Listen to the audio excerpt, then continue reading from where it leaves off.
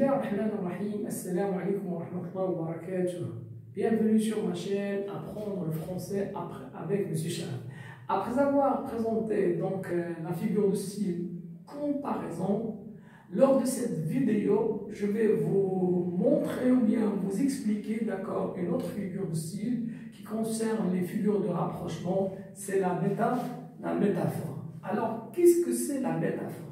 Alors, la métaphore, c'est rapprocher deux éléments sans les relier par un outil de comparaison. C'est-à-dire, c'est une comparaison sans outil de comparaison. C'est un cas particulier de quoi? De la comparaison. Alors, je vais donner des exemples. Il a des cheveux de soie. Elle a des cheveux de soie. Alors, ça, c'est une comparaison, mais sans outil de comparaison. Appelée métaphore. D'accord? C'est bien. Alors, c'est-à-dire, elle a des cheveux, le comparé, doux comme la douceur de la soie. C'est bien.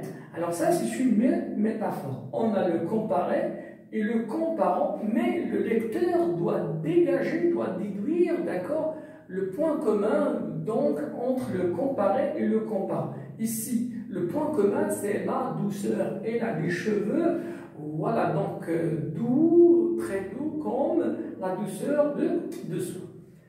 Alors, deuxième exemple, ma mère est un ange.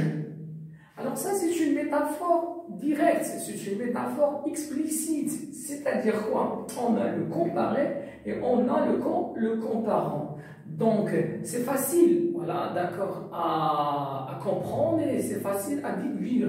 Donc, ma mère, elle est gentille, il est beau, elle est généreuse, voilà, etc. Elle est belle, voilà, comme un ange. Alors, le troisième exemple, lors du soir. Ça, c'est une métaphore, voilà, indirecte ou bien une métaphore, voilà, si vous voulez bien. Alors, implicite. Ça veut dire quoi, implicite? On doit essayer de comprendre, voilà, de quoi s'agit-il. C'est bien. Donc, on n'a pas le comparé, mais on n'a pas le comparant également.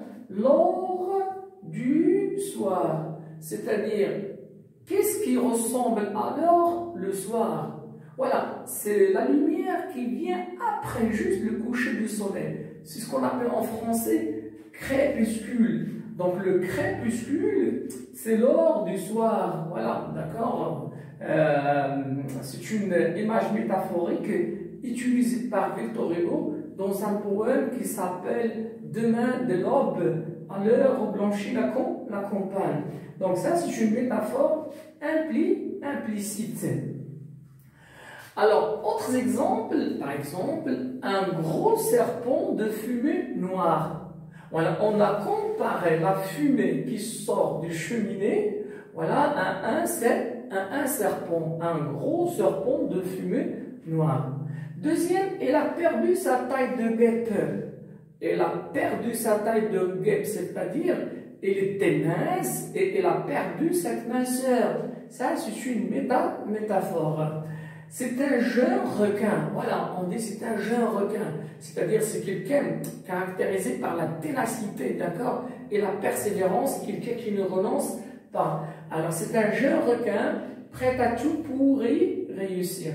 On a comparé le jeune à un requin.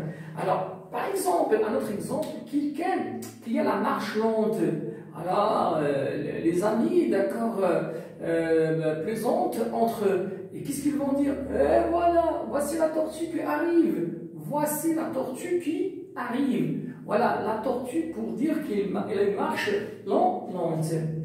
Il a une voix de rossignol, ça veut dire qu'il a une voix caressante comme l'est la voix de rossignol.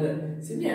Donc, la métaphore, c'est une comparaison sans outil de comparaison. Il y a la métaphore directe, explicite, et il y a la métaphore indirecte ou bien implicite. Et c'est ainsi que s'achève cette vidéo.